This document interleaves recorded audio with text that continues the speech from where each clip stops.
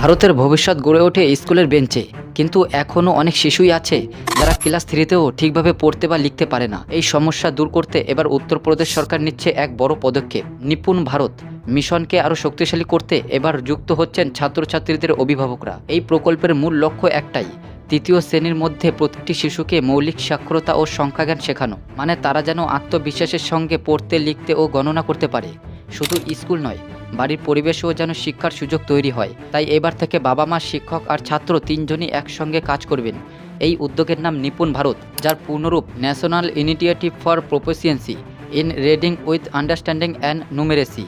সরকারের আশা, এই মিশনের মাধ্যমে প্রতিটি শিশুই প্রাথমিক স্তরে শক্ত ভিত তৈরি করতে পারবে, যাতে ভবিষ্যতে তারা শুধু পড়াশোনা নয়, জীবনে প্রতিটি ক্ষেত্রেই সফল হতে পারে। অভিভাবকরা যখন শিক্ষার অংশ হন, তখন শেখার শক্তি বেড়ে যায় কয়েক গুণ।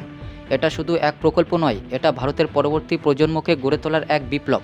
এই ধরনের আরও ইন্টারেস্টিং আপডেট পেতে লাইক, শেয়ার এবং সাবস্ক্রাইব করতে ভুলবেন না।